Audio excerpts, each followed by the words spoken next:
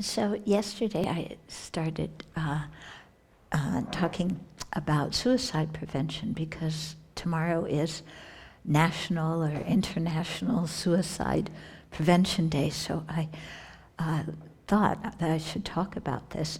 And I also, because it's an important topic, and also I want to illustrate the monastics' care about other things beside sitting on the meditation cushion, that we care about sentient beings. We want to be active in doing things that benefit sentient beings. And so this is, I think, an important topic. Okay. So here's some tips that they gave, some recommendations. One was to communicate. Yeah, that is very important to keep open lines of communication so that if people are depressed or suicidal, they feel comfortable bringing it out and talking about it. And also so that you can ask and not be afraid to ask if somebody is considering that. So to really have open communication. Yeah. And then to connect with people. So part of communicating is connecting, but it seems like, depression is one of the factors that's very much there when people suicide. And, when you're depressed, you tend to isolate yourself. So connection is very, very important. In terms of just pleasant daily connection, but in terms of really helping, really connecting with people, not just perfunctory, good morning, how are you, but just really taking time to connect with people. And then the third thing was actually to care for them, to really be interested, to have a sense of care for people. Because these all act as ways to prevent suicide and ways to give space so that if somebody's having trouble, they can communicate about that. So then there's other things in here that I'll read. All people, that's the way it's printed out, very light. Well, the printing it's the design is hard to read. Yeah. All people need to feel connected and valued. Suicidal thinkers often feel that they are a burden and that no one cares about them. Okay? Which is very true. So then they justify to themselves, nobody cares for me, I'm a burden, these people will be better off if I'm not here. Of course that's not true. That people are going to be, they'll feel awful because they actually love and care for that person. So to beware of that kind of thinking in ourselves, to beware if we hear other people talking about it and saying, oh, I'm useless or, whatever. I mean, you know how people get into that way of thinking. So the time to talk is now. Yeah, don't wait. Reach out to people now. Okay, suicide is the second leading cause of death for youth in Washington. Yeah, so again, that's serious. Communication is vital. It's much better to ask and be wrong than to not ask and probably lose someone. Yeah? So like I was saying yesterday, it's uncomfortable to ask somebody, are you, thinking of killing yourself? It's not what people do in polite society. And, it's not what oh, hello, dear, how was your day today? Are you thinking of killing yourself? But it's important to ask that question if we have some suspicion about somebody.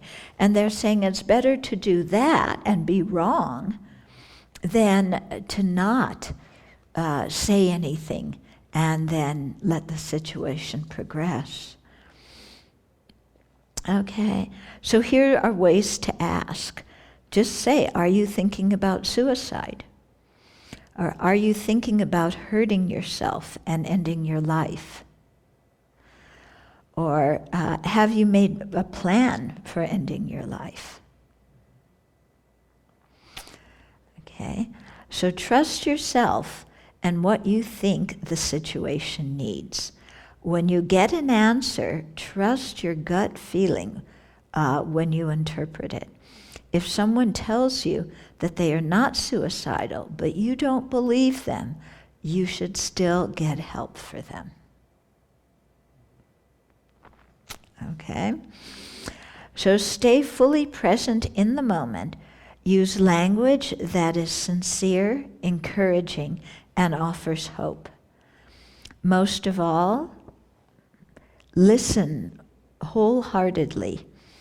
Really try, I'm sorry, it's difficult to read this. Really try to have a conversation in a meaningful and emotionally safe environment, and try to meet them as an equal with compassion and understanding. So you're coming in as a friend who cares. You know, you're not coming in with, I know what's better for you, and don't you dare think of that, and I'm going to fix you, and this kind of stuff, okay? But just, being one human being to another. And that's what I've always found whenever I do any kind of outreach work, whether it's with inmates or with the dying or whatever it is, the best thing I bring to the situation is just who I am as a human being. It's not some technique that I've learned. It's, just the ability to come and care and listen and show somebody that you're reflecting on what they're saying and letting them know that you're thinking about it and you understand. Acknowledge their pain, honor their thoughts, feelings, and experiences and interpretations. Express concern, acceptance, compassion, and empathy. So, they may have different interpretations that are completely false. Well, this whole thing of imputing, I'm a pain in the neck, everybody else would be better off without me. That's an imputation that is incorrect. So you might say something like, yeah, I understand that you think this, but, do you really know that? How can you know that somebody feels this way? And then talk about, often we misinterpret what other people's words or their actions. And we might need to ask them, we might need to check more and see, do they really think that or feel that? Instead of assuming that, they find us a burden or think we're useless. Okay? Be genuine and present. All that matters is that moment in their all that matters in that moment is the suicidal thinker. So you're not, okay, I have an appointment to go to and I know you want to kill yourself, but can we talk about it and get it done quickly? Because I have some other things to attend to. Okay? Not like that. It's like, we got to be there with them. If we have to be somewhere else, then we just say, excuse me for a minute, I need to call someone. You call them. You come back to the suicidal person. Yeah? Or if you really can't be there at that time for them, then get the number of a hotline and stay with them while they call the hotline. And once they're talking to somebody else, then you can leave and do something. Because it's so important, this whole communication aspect is such an important thing. Okay, so it says, first of all, more advice for people. Take it seriously. Yeah, so call the National Suicide Prevention Lifeline. The number is 1-800-273-8255. Okay, go to a local hospital emergency room with the person that you're concerned about, or call 911, identify yourself, and explain your concern. And I know we've had to do that upon occasion here at the Abbey, somebody calling us who lives in another state and they sound really unstable and at risk, and we've had to call 911 where they live, and the police will go and check on the person. Okay. Then here are some risk factors for suicide. So mental disorders, particularly mood disorders, schizophrenia, anxiety, and certain personality disorders. So those make it very easy for someone not to think in a clear way. Alcohol and substance abuse disorders, that's a big one. Yeah, hopelessness, impulsiveness and or aggressiveness or aggressive tendencies. Okay, a history of trauma, major physical illnesses that could make somebody feel like their life has no value. Family history of attempted or completed suicides. Yeah, I've talked to people who are children whose parents committed suicide, and there's always something in the back of their mind of, gee, maybe this runs in the family, maybe I should all wind up doing it. There's some apprehension about that. Okay, loss of relationship, job or financial loss, and access to lethal methods of suicides during a time of increased risk. So having guns in the house that are not locked up, having lots of pills around that are, again, not locked up. I just read something yesterday that in Mississippi there was one police chief who was suspended. The article didn't say why he was suspended. He went out in the parking lot of the police department and shot himself and killed himself. Yeah, so, here, the thing of job or financial loss, he could have had relationship problems that were going on behind the scene that people didn't know of, that maybe had to do with his being suspended. He had a gun right there. Yeah. In fact, they said he may even have been wearing his uniform when he did it. They weren't sure. Yeah, it was really sad. When I hear about cases of suicide, my feeling is always, wow, people don't realize how precious their life is. And especially people who don't know about the Dharma, who don't know, the difficulty of getting a precious human life, the importance of practicing the Dharma, the kind of spiritual progress that we can make with our present life. They haven't heard the teachings about compassion and seen that their lives can be meaningful by practicing compassion for others. And so because they lack all of that and that perspective, then, the afflicted mind jumps in and says, everything's hopeless and I might as well end it all. Yeah, when it's not true. I mean, you have so much possibility in your life. Yeah. One person told me that she, at one point in her life, had thought of suicide, but when she thought of what her friends and relatives would experience, then she thought, I can't do that to them. So there it was, her feeling of compassion for others couldn't make them suffer. Let her do something that would make others suffer. One of the inmates that I correspond with, he told me that he had been suicidal, but once he learned about rebirth, he realized that suicide was not the answer, you know? So he might as well continue in this life and do something good with this life, because you kill yourself, you get reborn, and, you know, who says that one's going to be better?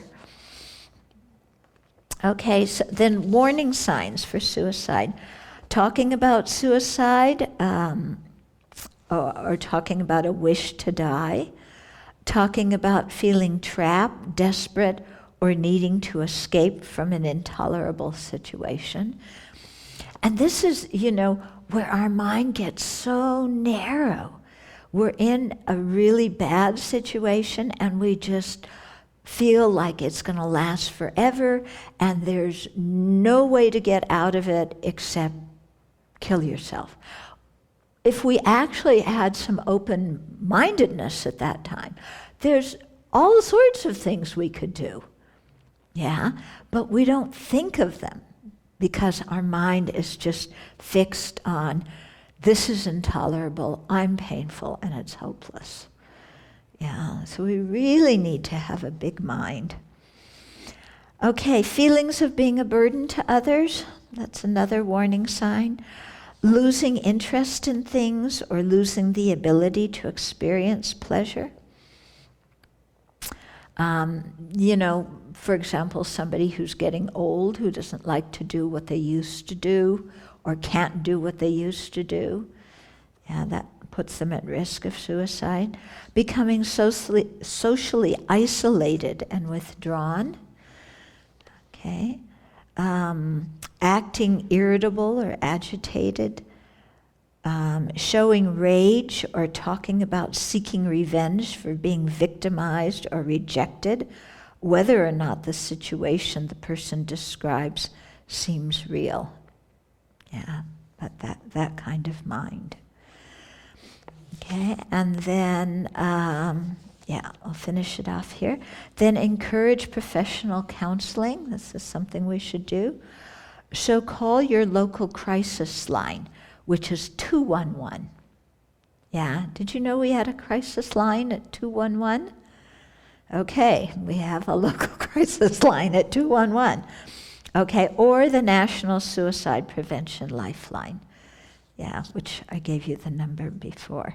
I'll repeat it again. 1-800-273-8255. If the person of concern has medical insurance, check to see what providers are covered by their plan. Go with the person of concern to their first counseling appointment. Yeah, that way you make sure they actually go and you help them to express themselves if they need help. And you just give general support. You know, they know somebody cares. And don't tell the person of concern to just get over it or stop being dramatic. Yeah, that's what we tend to do. You know, it's like, come on, what are you talking about? Just get over it. You're being so dramatic. Yeah, but, you know, take it seriously and act upon it. Yeah? Another thing to add, sometimes when people are depressed, they give things away to those they care. And it's usually something that's very precious to them. Okay, so when people are depressed and maybe suicidal, they'll give away their possessions to other people, especially things that are very precious to them. And the Yeah. other thing is when you are trying to help a person find a counselor, to ask that the counselor has had training in people that are suicidal. Yeah. Because many have not. Yeah, okay, so when you're looking for a counselor or a therapist, ask if they've had training in dealing with suicidal people. Mm-hmm. Yeah, I just wanted to add a comment that I thought about this yesterday, that when you're with a bunch of people, to kind of really be aware of anyone in that crowd that you're in may be someone who has been suicidal. So their talk may trigger them. And also, so there might be people who are the survivors of the suicide as well as the person who has maybe tried it or been destructive. So, and my experience is it makes a really big impact on that person if they hear talk about, oh, how could someone feel like that? It kind of squishes you further down. Okay.